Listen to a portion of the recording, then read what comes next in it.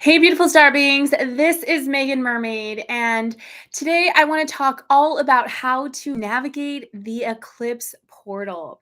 We have a really big lunar eclipse in Scorpio happening next week, and we just had a solar eclipse last week in the sign of Aries, which are probably two of the most intense energies in the zodiac. And now let's throw in a Mercury retrograde, and we have so much energy brewing. And the important thing is to take this energy moment by moment and day by day. So, if you're new to my work, my name is Meagan Mermaid, and I'm a galactic guide and channel for galactic consciousness. And my role is supporting star beings and activating their divine purpose, connecting to their creative genius, and receiving the support that they deserve from their star family. So let's just do a recap of last week's energy with the solar eclipse in Aries. We had all of this really intense energy that was causing us to step into our independence, to step into a new identity, to step into new timelines. But it's almost like we got a glimpse of what's ahead and then we pulled back because we're in this Mercury retrograde portal. So, next week's lunar eclipse in Scorpio is going to feel really intense because the moon is going to be opposing Uranus in Taurus. So, there's all sorts of unexpected things that can happen. And I feel like we're kind of starting to pick up on that energy. It's like an energy of uncertainty, especially for people that aren't like aware of these planetary transits and aspects. They're probably just wondering like what the fuck is going on, right?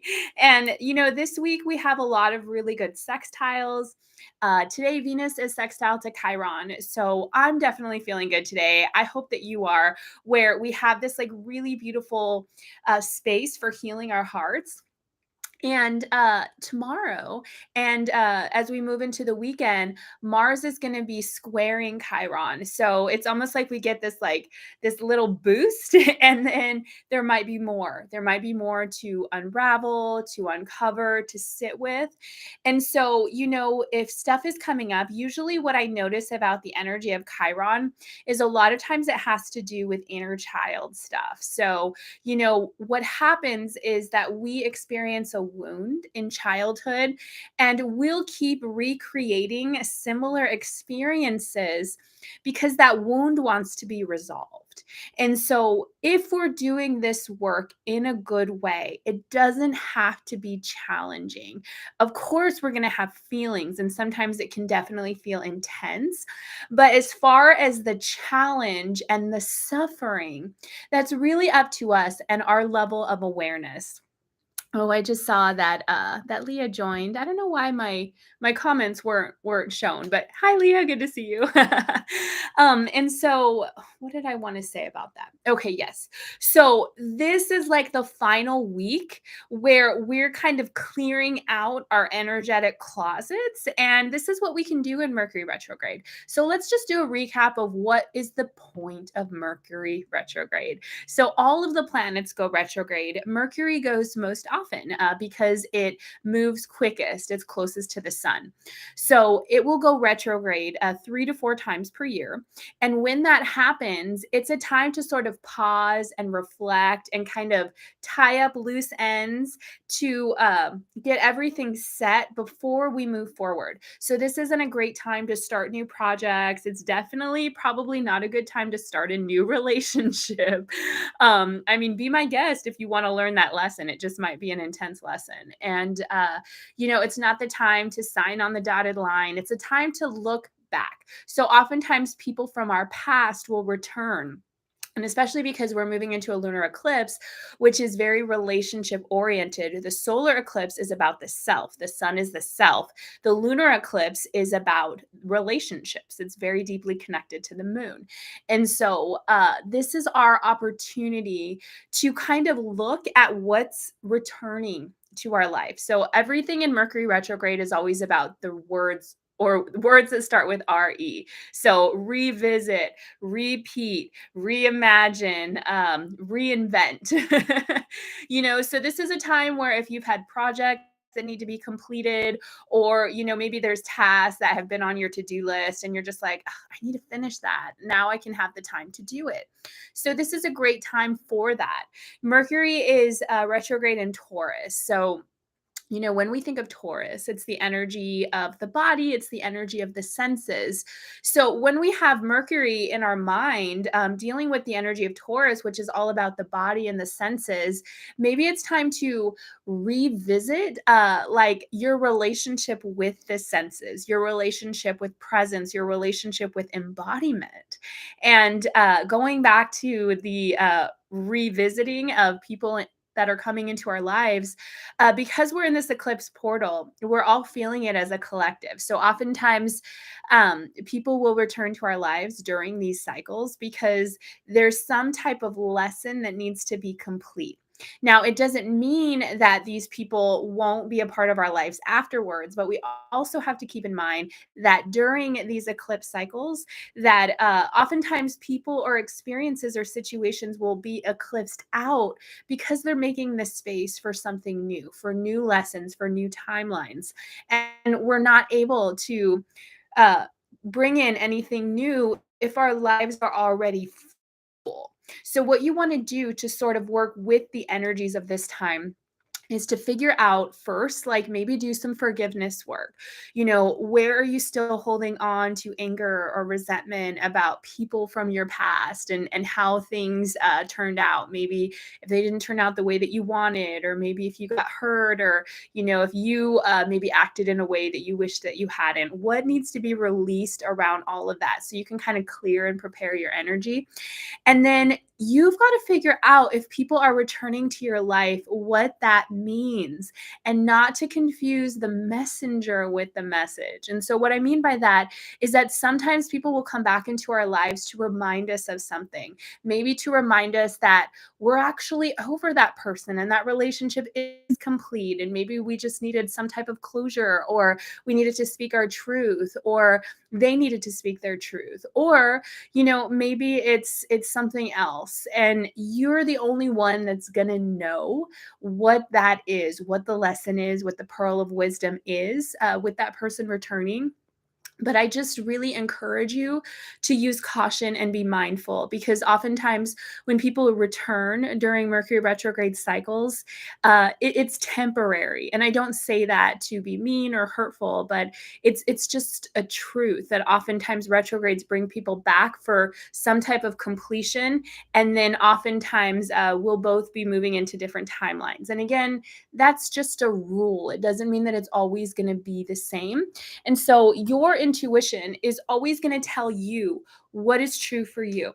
So if you're curious about why someone is returning to your life, you want to get into a space of stillness. You want to get into enough quiet that you can actually begin to tune in and listen to the voice of your heart. And the voice of your heart will also tell you how to respond to situations that feel like they're repeating themselves, or people that are returning to your life. So sometimes the lesson will be that you want to speak up or share something. Aw, thank you, Highness. Good to see you. Appreciate that encouragement. Sometimes the lesson will be to say nothing, and you're the only one that's going to know what's true for you. And another thing with Mercury retrograde is that, especially because it's really connected to the mind, that sometimes limiting beliefs or old negative patternings or thought forms might kind of return. And so it's sort of like an opportunity for us to figure out, what am I thinking? And is this thinking making me feel good? Is it benefiting me in some way? Or is it bringing me down? So, especially as we move later into the week with this Mars square to Chiron aspect, when we have that wounding come up, and when other people are experiencing wounding, we have to be so kind and gentle with ourselves and with others. And that's why I'm always advocating for self-care, so that when you're nourished and you're taking care of you and your needs, you're available to offer compassionate, heart-centered wisdom to others, to witness them, and to not get so triggered by other people's projections. So I'm going to pull a couple cards from my deck, the Mermaid Empowerment Oracle deck. And we're also going to pull some cards from the Mermaid Oracle from Lucy Cavendish. Oh, yes. And I also just wanted to say with Mercury retrograde, oftentimes technology can be glitchy. So if you've noticed like certain things, like your phone is acting weird, or it takes like a while to log into different websites, or, maybe certain apps are being strange, that's why, because Mercury is so close to the sun, or no, to Earth, actually. Well, both. But Mercury is so close to the Earth that when it goes retrograde, it kind of has that like electrifying effect that can sometimes affect things. And let's see. Oh, Highness is sharing that they love how confidently I stand in my power and have a clear voice. Oh, thank you. I appreciate that acknowledgement. Thank you so much. Um, Yes, technology and travel, or different things like that. Transportation is all ruled by Mercury. So I always say in Mercury retrogrades that everything is subject to change. So if you make a plan, just kind of keep in mind that the plan might change, or something about it might change. Or if you're driving somewhere, you're traveling, give yourself more time for interruptions or things like that, and just kind of go with the flow. Oftentimes, too, what's going on is that if something feels stalled or blocked, it's for a reason. So, for example, like if it feels like your phone's not working, I know it was happening to me yesterday where I log into this website for Zumba because I teach Zumba, which is like dance fitness, and it just was not working. And like I was starting to get frustrated because I only had a certain amount of time to practice choreography, and I just had to kind of let it go. And it was funny because it was one song that I wanted to practice that wasn't working. And then I switched it to another video for a different song, and that one worked. So for whatever reason, I was supposed to focus on that song. So I mean, that's kind of a silly example, but it gives like the overall bigger truth of what's happening here is that if something is not working in our favor or in the way that we want it to, it's not in alignment. So it's the universe telling us to go this way, or focus on this, or come back to this. Another thing too is I really encourage you during Mercury retrograde and this eclipse portal to focus on your wellness, focus on your body, make sure that you're eating right, that you're getting plenty of sleep, that you're hydrated, and that you have whatever practices create peace for you. So for me, I started doing a regular yoga practice again, which feels really helpful. Meditation is really good, breath work, going out into nature. Some people like EFT, which is like emotional freedom technique. It's like tapping on different meridian points. Whatever is in your toolkit, use it. And I guess there's a lot of information that wants to come through today about Mercury retrograde. This is also a great time for study. So, if you have like self study courses, or like different videos that you've been wanting to watch, or podcasts that you've wanted to listen to, this is a great time for using the mind, the right use of the mind. So, if your mind is busy learning and studying and completing things, then it has less room to like wander and like worry. So, let's let's go through what the cards are saying. Oh, and I just want to say one more thing, because we're moving April into May. So I'm going to be doing a separate, but if update, I really encourage you to watch it, and maybe even watch it again, and see if any of the things felt true for you, if you experienced any of the things that I was talking about, or sort of intuiting about that. The three words that came up for April were consistency, commitment, and compassion. So for these final days of April, just really carry those words and contemplate them, and figure out how you can stay the course even when it seems like things are changing so rapidly. How can you stay consistent? How can you stay committed? How can you have compassion for yourself and others?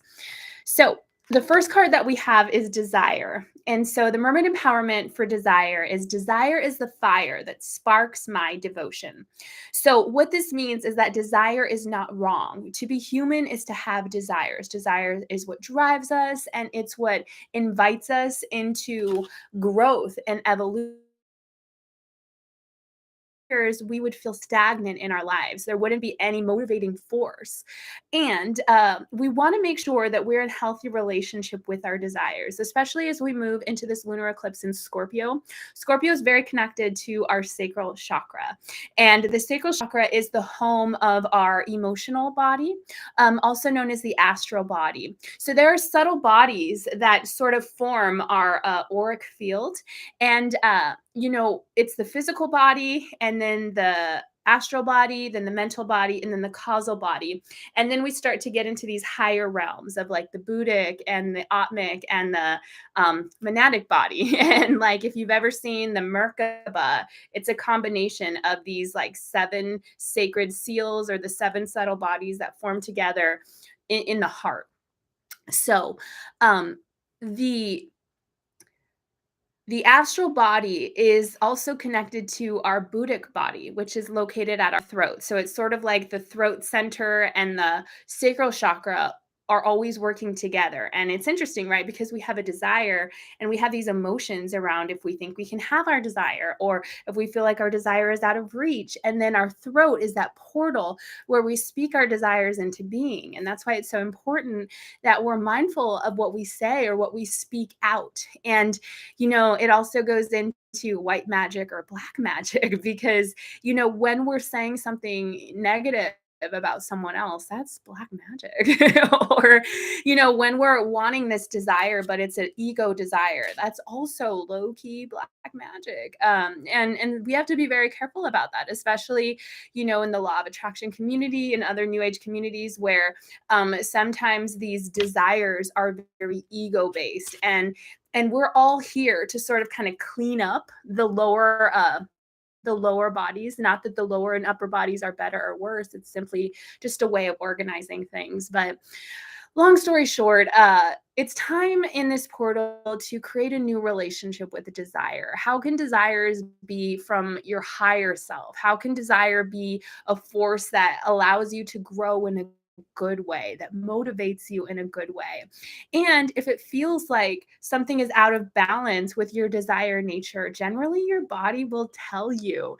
It's funny, even when we have certain partners in intimacy, that if there's something out of alignment, oftentimes we'll experience it in our body, and we might actually create physical symptoms that are saying this relationship or this dynamic is not in alignment. So our bodies will always give us information about what's going on. And sometimes we want to get angry with our bodies, but we have to understand that, our physical bodies are like the last to receive this information. So if we want to fix something that's going on with our physical body, we got to move upwards. We got to figure out what our emotions are, what needs to be cleared around that, what we're thinking about our desires, how we're feeling about our desires, because the last place is our body, and our body is literally just processing the information. So when we look at it in that respect, we can offer our compassion for our bodies, right? Because our body's like, I'm just the messenger. I'm just trying to figure out how to process this stuff. And, we also have to think about how much our bodies do for us and how much they go through as we're working on clearing limiting beliefs and stepping into our highest purpose. Our body is having to do a lot, and so the more that we can just be kind to our body and curious about the things that are coming up, rather than getting angry or impatient with our bodies if perhaps we're experiencing ailments or things that are challenging for us. So the next card that we have is self-care. I'm always talking about self-care here. And self-care is one of the most important parts of mermaid consciousness. And the mermaid empowerment for self-care is my self-care is the secret to everything. So if we want to call our desires into being, we got to get into right relationship with them. Usually that's by living from our heart. And then we've got to figure out what self-care is. So self-care is this radical energy. It's this radical way of life where you are constantly being your best friend, your biggest fan, and your head cheerleader. So that means that when you want to react to your external reality, you figure out instead, like, what do I need to feel nourished, to feel seen, to feel heard, to heal, to work through whatever's coming up. It's literally just being that parent to yourself, and also, being that angel to yourself, being all of the things that you want from other people.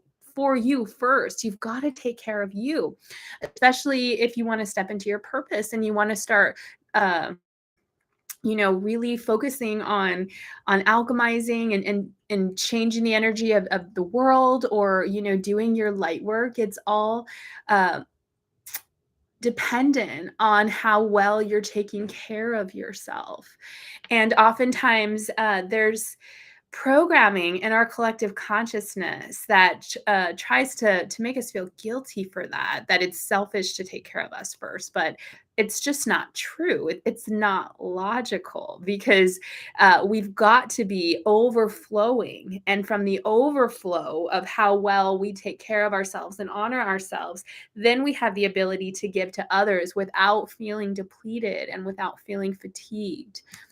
So the journey is the next card. And the mermaid empowerment for the journey is, I celebrate every step of the journey. And so I love this because she's like going into this portal, right? She's crossing the bridge into this portal.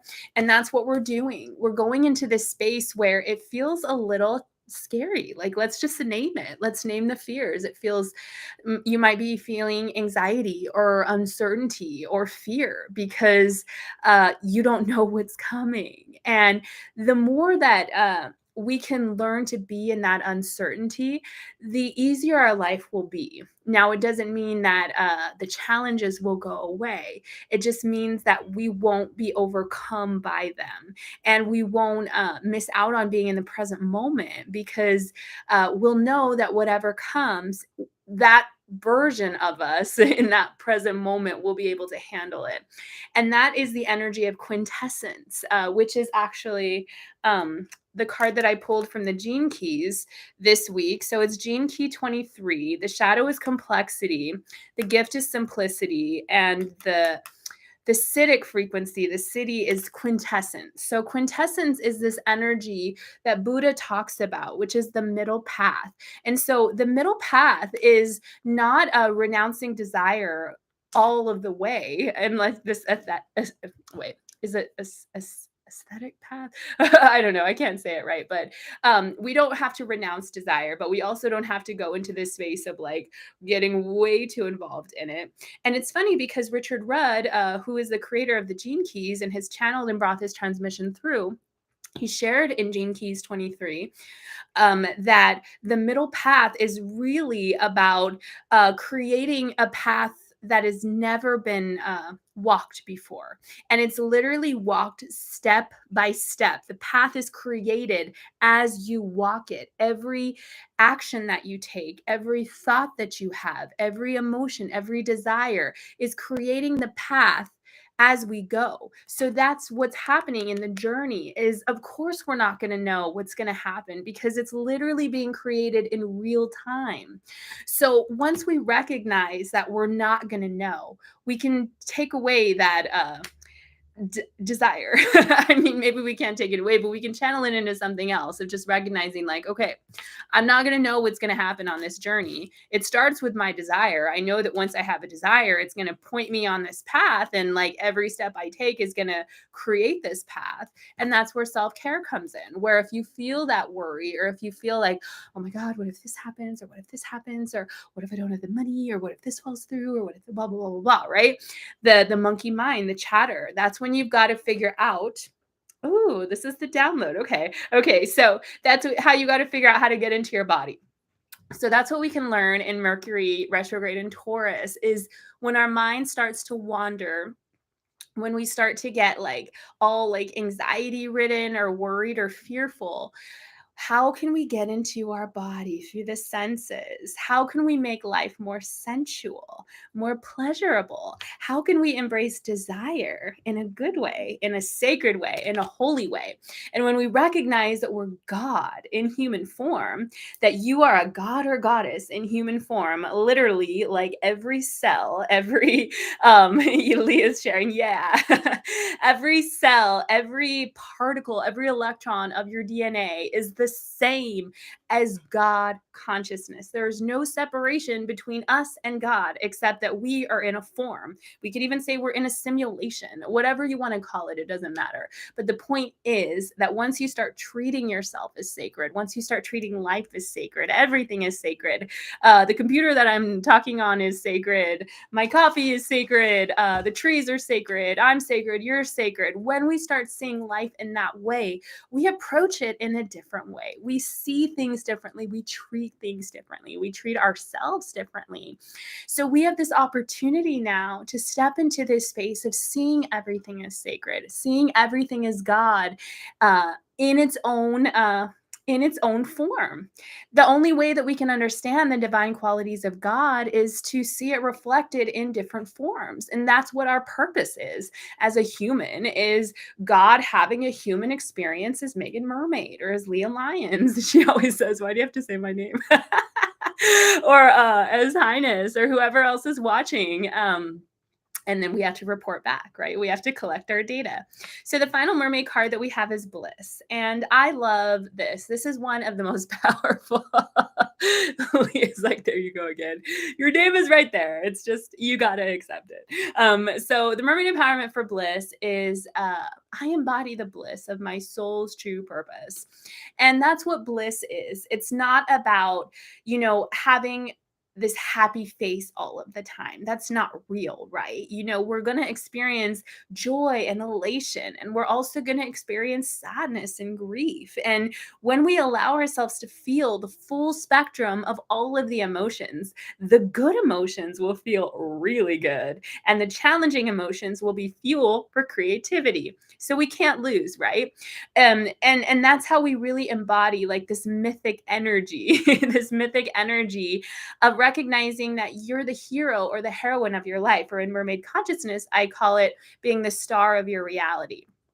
So bliss is when you are going about your life living in alignment with your purpose. So your purpose is going to be the things that you're naturally good at, the things that you love, the things that you're talented at, the things that you would do if money or time weren't a thing. You just love doing it. And then you got to figure out how to plug in using those natural gifts and talents and abilities to be in service to humanity and to the earth and to the healing and the ascension of the planet. Sounds simple, right? But sometimes we're not sure what that is, and we got to try different things. And it doesn't mean that you can't have bliss if you work in an office, or if you're doing a job that maybe doesn't feel like that thing that you want to do. Because I'll be honest with you, it doesn't just always work out in that way where like you're gonna just wake up and be like, yep, I'm just supposed to do this and go on your merry way. Oftentimes we've got to go through all sorts of initiations and experiences, and maybe work at this job for a while to learn this lesson, or be in this situation for a while to gain wisdom about that. And little by little, it's like these building blocks. But even if we're not where we thought we would be, even if we're not where we thought we would be, or we're not where we want to be, we can still have bliss, because we can start searching for the pearls of wisdom of what this chapter of the journey is teaching us as we step forward in our desire and focus on our self-care. So I'm going to pull all the mermaid cards all at once and talk about them. So interesting. We have Soul Cage, which I'm going to put over here because I want to talk about that separately, because it's about the Marrows, which is my ancestry, the Irish Marrows. I'm going to talk about that in a minute. But let's talk about the Crane Bag and the Present, because I feel like these energies go really well for Mercury retrograde. So the Crane Bag is sacred ocean medicine, clutter, declutter, or choice. So this card is all about simplicity. You see how she just has this like tiny little bag, and it's like this reminder that like everything we need to focus on should be very simple. It should be very focused. And what we want to figure out in this time is like, where is the clutter that needs to be cleansed? So maybe it's energetic clutter. Maybe it's actually stuff in your car or your desk or your closet or your room that needs to be cleared out and donated or put away. Or, maybe you're in a space where there's actually seasons. There's not really that in California, but like, sometimes you might have to change out like your winter clothes, for your summer clothes. I'm just, kind of putting myself into the shoes of people that have seasons. But whatever it is, what do you need to get rid of or clear so that you can make space for what's coming? And then we also have the present. So it's gift, treasure, the revelation of your own value. That's so powerful. Nowness. Okay. So the present is where our power is, the eternal now. And so when we step into the present moment and when we quiet our minds, which we can do through breath work or through meditation or through beauty, the practice of beauty, sometimes looking at a tree can become a practice of getting you deeper into presence than closing your eyes and trying to meditate and being with all your thoughts, especially if meditation is a new practice for you. But how can we be present in every act that we're doing? And this is another healing that we can have with Mercury retrograde in Taurus, because, when we're present in every action, whether it's making your food or, whether it's taking your children outside and playing with them, or, maybe it's just really focusing 100% on a task that you're doing, or, what can you do to make yourself more present? Like light candles. I always have my diffuser on. I really, scent opens up the neural pathways in our brain, and it awakens us into a deeper level of consciousness, and it also helps to reprogram limiting beliefs. So scent is really powerful. Having fresh flowers, making your space beautiful, that's the energy of Taurus. It's an energy of beauty. So we heal the mind through beauty. We heal the mind through embodiment. We heal the mind through presence, and then the mind can do what it's good at, which is being a tool for the heart rather than trying to control, or manipulate or figure things out, which will create that anxiety. So, the last card that I want to talk about today is Soul Cage. And um, in order to understand what a soul cage is, I want to talk about who the Marrows are. So, the Marrows are the mermaids of Ireland, and they're these Celtic energies that are sort of a fragment of the She, and the She were the fairy people of Ireland. So, the Tuatha De Danann were these very powerful beings that came from. It was kind of a combination of Andromeda and Sirius, and so they were these very powerful group of people, and now they're sort of um, they're sort of remembered through mythology, especially in Celtic or Irish mythology, of being like these very powerful beings that um, had these like very special powers. But if we understand that on a deeper level, that they were these very conscious, high frequency beings. And so the Marrows themselves were, when the Formarians and different groups of people came into Ireland, the Tuatha De Danann sort of separated themselves and they went into what is called the other world, which is sort of like this parallel world, that is it another dimensional frequency. And I don't want to talk too much about that because it's a long story, but the Marrows themselves are the energy of mermaids, in Irish heritage. And so the Marrows have two things that are really important. The first is called a Cohelian druith, which is a cap that they would wear. And if they had this cap, then they could shapeshift and go on to go onto land as a human, or they could go back into the water and be their mermaid self. But if their cap was stolen, which often happened when there was like a certain masculine energy that wanted to control them, then they lost their magic. They weren't able to shapeshift. So there's a really powerful lesson in that about finding your magic and holding on to your magic and not giving your power away. And I'm going to talk a lot more about that in my book and different things to come. But the other aspect of the Marrows were that they would rescue these human men from soul cages. So the male Marrows were said to be unattractive.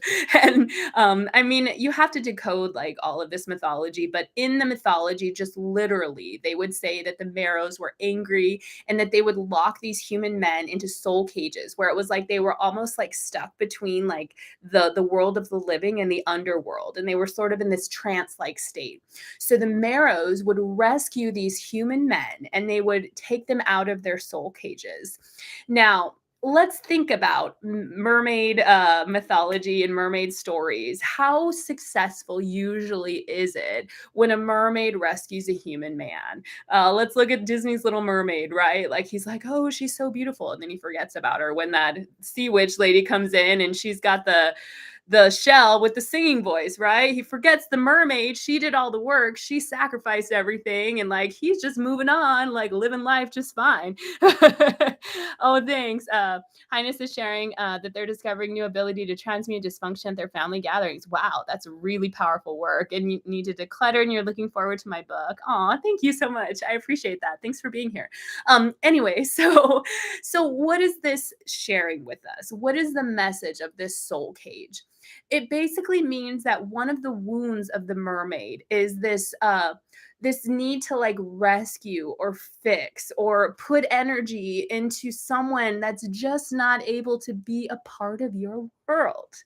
And so what you got to figure out in this next week is, where are you trying to fix people or rescue them or put energy into somebody else when you need to focus on you? So that's the main message. Like, we're not here to fix people. We're not here to rescue them. And oh, you're gonna see the Little Mermaid in 3D. That's so exciting! I know the Little Mermaid is coming out next month. I'm super excited. It's funny because my daughter's father was like, "How long do you think our my daughter would sit through the moon if you took her?" And I was like, probably 20 minutes. So if he wants to take a toddler to see the movie, I am gonna sit back and wait laughing to hear how it goes, because I don't think it's gonna go well. My daughter does not like to sit still. But anyway, so we got to be present this week. We got to figure out what we need to clear. And we can't focus our energy on fixing people that aren't ready or that can't hear us or that are just not ready to change. That's a big thing. If you're trying to hold on to situations or people because you know in your heart what they're capable of, that lunar eclipse is really going to fuck you up. It's gonna fuck you up. It's gonna destroy things. And I don't want that for you. So when we step into this space of just being really clear about what's working in our lives and what's not, and we get transparent about the patterns that we need to break or the relationships that are hurting us, and we need to let them go so we can open the space for something new, that's when we'll see magic in this eclipse portal. And it won't be like the magic of having to go through suffering and transmuting it. It'll be the magic of living this open heart and seeing the miracles that are available to us now when we just listen. So if you want support, you can check out the link in this video here. I offer personal sessions as well as galactic channeled readings. So it's just really an opportunity to go deeper into what's going on with you personally, how to call in the support, how to figure it out. If you've got shadow work to do, that is my specialty. As you can see in my underworld Morrigan dress today. Do you guys like it? I love how it's like I'm all happy and bubbly, but really, like, I am half mermaid, half siren. I am in the process of integrating both of those. And, in my professional work, I'm really here to support people in stepping really deep into that shadow stuff, the stuff that we don't want to look at, the stuff that's like at the root of what's creating all of the stuff in your life that's keeping you from your happiness. And having a safe space to do that, especially with the energy of mermaid consciousness, it's not scary. It can actually be enjoyable and fun. So if you want to learn more, I offer free exploratory calls, and you can book a call with me and we can talk about what's going on and figure out how I can support you. And I also have an entire collection of Starseed journeys that I've done that are super reasonable. They're only like $22, and they have like lectures and transmissions and all sorts of really powerful information. And you can check out my course, Galactic Leadership Training. So I've talked a lot over the past couple years, and a lot of wisdom has come through. It's not mine, it's coming through me. So if you want more, there's all sorts of resources. And until next time, I wish all of you the best, and I will see you for my May energy update. Have a great week.